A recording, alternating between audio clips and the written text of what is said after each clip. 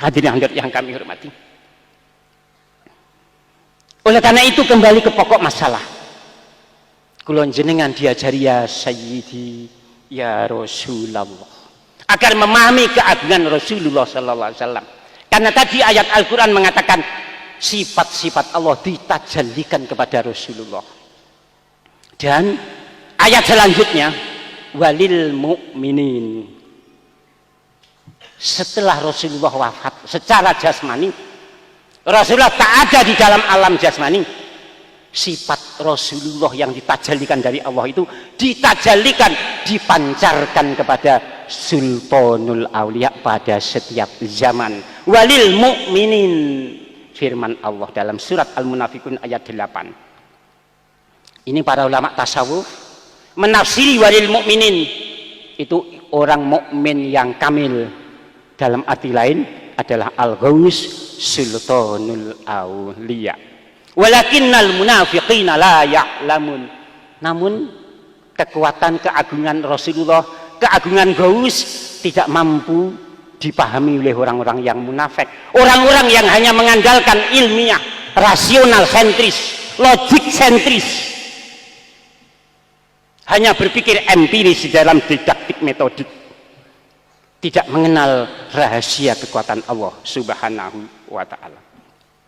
Sifat Allah dipancarkan Rasulullah, kemudian dipancarkan kepada para Sultanul Aulia.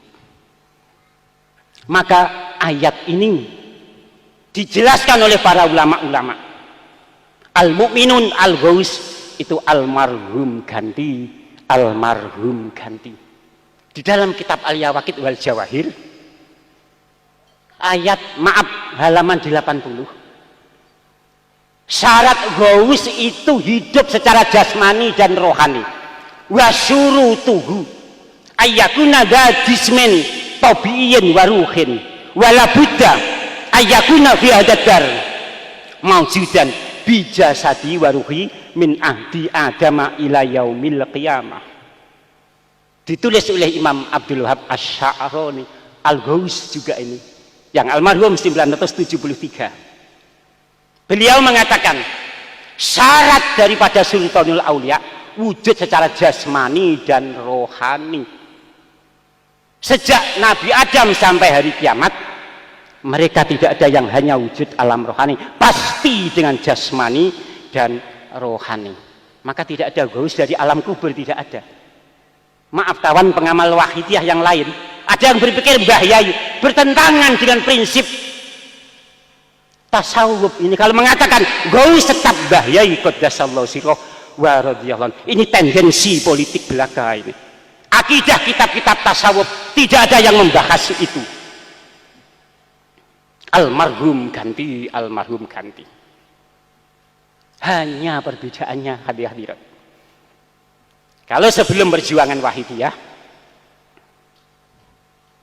ghaus kadang menampakkan diri, kadang merahasiakan. Dan banyak yang merahasiakan diri. Syekh Abdul Qadir menampakkan diri.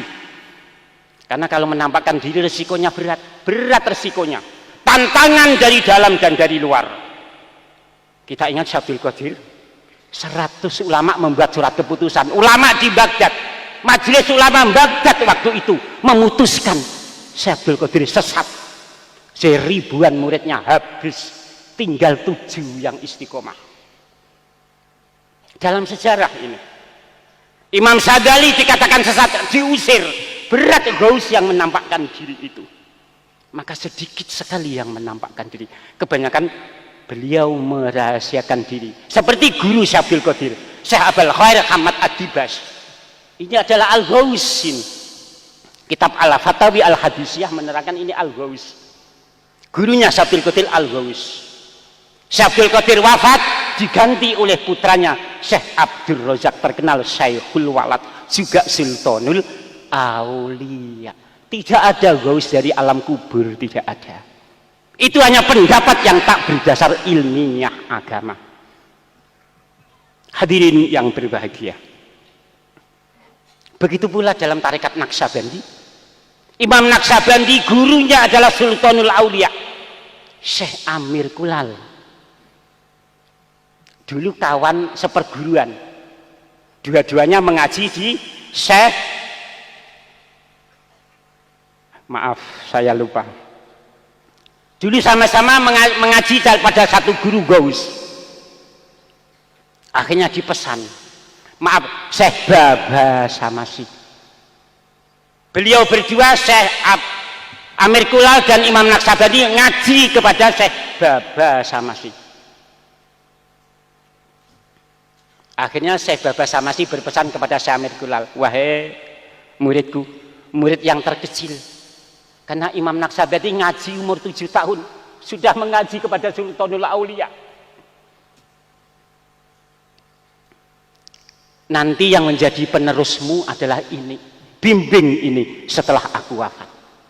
Akhirnya Gaus, Syekh Baba Samasi, Syekh Baba Samasi wafat, Syekh Amir Kulal wafat, diganti Syekh Baudin An-Naksabandi. Syekh Baudin An-Naksabandi wafat, diganti Syekh Baqi Billah. Banyak kitab yang membahas ini, banyak sekali kitab-kitab tasawuf yang membahas ini. Al-Fatawi Al-Hadisiyah ada, Syawahidul Haq ada, Sirrul Asror juga banyak membahas, tapi tidak membahas Imam Naksabandi. Kan Imam Naksabandi 891 almarhumnya, Syekh Abdul Qadir 565 wafatnya Hijriah. Hadirin yang kami hormati, oleh karena itu semenjak perjuangan Wahidiyah, Mbah Yai diperintah oleh Rasulullah Sallallahu Alaihi Wasallam untuk menampakkan Gausiyah. Karena semenjak perjuangan Wahidiyah, Gaus diperintah oleh Rasulullah menampakkan diri meski resikonya berat, dari dalam, dari kawan, dari keluarga dan lain sebagainya. Hadirin yang kami hormati, oleh karena itu sholawat Wahidiyah diberi karomah untuk membuktikan keberadaan Al-Gaus. Kalau hanya kepercayaan orang bisa cerita. Kalau menurut saya Gausnya ya di seberang sungai di timur Berantas. Kalau menurut saya lagi Gausnya di Jakarta, guru saya. Menurut saya lagi Gausnya ya di Sumatera, guru saya. Ini kalau menurut kepentingan. Karena sholawat Wahidiyah telah ada wirid ya ayyuhal Gaus, maka Allah Ta'ala memberikan karomah kepada sholawat Wahidiyah. Orang akan diberi musyahadah keagungan Rasulullah wa Gausi hada zaman radhiyallahu ta'ala. Sebagai contoh, maaf, kami menceritakan kawan Malaysia ini saat ini hadir di sini. Ada dua pengalaman yang sangat agung menurut kita. Orangnya hadir di sini. Salah satu orang Malaysia asli Tulungagung, tapi sudah menjadi warga negara Bumi Putra Malaysia sana. Sakit stroke sudah beberapa tahun. Stroke, tidak mampu berbicara, tidak mampu jalan. Akhirnya mujahadah. Waktu itu maaf kami orang bodoh, orang dolim, namun waktu itu ditugas Kanjeng Rama Yai ke sana. Kami penuh kekurangan. Saya pagi matur Kanjeng Rama menika wonten piyantun stroke Kanjeng Rama. Mohon doa restu Kanjeng Rama. Saya ke rumahnya ditemani kawan-kawan di Malaysia mujahadah. Salah satu pengamal, maaf ini juga hadir orangnya, Ibu Nuriza hadir melihat Kanjeng Rama Yai rawuh menyembuhkan ibu yang sakit itu. Pagi harinya hadirat mulai bisa berjalan. Alhamdulillah sekarang bisa hadir di bumi suci Kedung Lo Al-Munadharah ini. Setelah disembuhkan karomahnya Hadratul Mukarram Kanjeng Rama Yai radhiyallahu an. Kalau tidak diberi kemampuan semacam ini, tidak mungkin diterima umat hadirat. Di sini sendiri di Kediri mboten tampak karomah Kanjeng Rama. Wallahu a'lam rahasia Allah. Namun di luar Kediri karomah Kanjeng Rama Yai sangat ditampakkan oleh Allah Subhanahu wa ta'ala. Padahal secara lahiriah beliau di sini hadirat. Dan ada lagi yang sangat agung lagi. Maaf, Hadratul Mukarram Kanjeng Rama Yai. Mohon izin Kanjeng Rama Yai. Ada salah satu, ini putranya hadir di sini. Salah satu pejabat pemerintah di Malaysia, seorang polisi, para bapak, para ibu, seorang polisi. Kalau di sana PDRM, Polis di Raja Malaysia, putranya hadir di sini. Diperintah bapaknya hadir di sini. Ini belum pengamal waktu itu, belum pengamal. Kalau Allah menurunkan anugerah Gausi, dia Pak Tuan Razi ini silaturahmi ke Bendahara PW Malaysia, Pak Haji Saleh. Mau numpang sholat maghrib, tiba-tiba baru masuk pintu, Tuan Rozi bin Yakub ini melihat kalender Wahidiyah. Dia tertegun, oh ada orang alim di dalam kalender. Maaf Kanjeng Rama Yai. Tiba-tiba Kanjeng Rama Yai dari kalender keluar, hati-hati Ron. Wujud yakodotan dari kalender keluar, hati-hati Ron. Tuan Razi dipeluk. Maaf, ini saksinya, putranya di sini bernama Haikal itu. Hadir di sini putranya. Kanjeng Rama Yai memeluk, Tuan Razi mencium kedua pipinya. Itu baru belum jadi pengamal. Kalau Allah menurunkan anugerah karomah sholawatul wahidiyah, alhamdulillah setelah itu mengamalkan, alhamdulillah menjadi keluarga diajak mengamalkan semuanya. Hadirin hadirat yang kami hormati, pertanyaannya, kita diajak mendekat kepada Allah melalui Rasulullah wa gausi hada zaman radhiyallahu anhu. Pertanyaannya, kita sebagai khodimul wahidiyah, sudahkah melakukan itu semua? Sudahkah kita gaukiyah tentang gausiyah? Ada hadis, kun ma'allah fa ilam takun fakun ma'amangkana ma'allah fa inahu yusilika ilallah. Jika murid yang semestinya, Nabi bersabda, beradalah kamu bersama Allah. Jika tak mampu, bersamalah dengan guru yang bersama Allah. Beliau akan mengantar kamu dekat kepada Allah, mengantar kamu usul kepada Allah.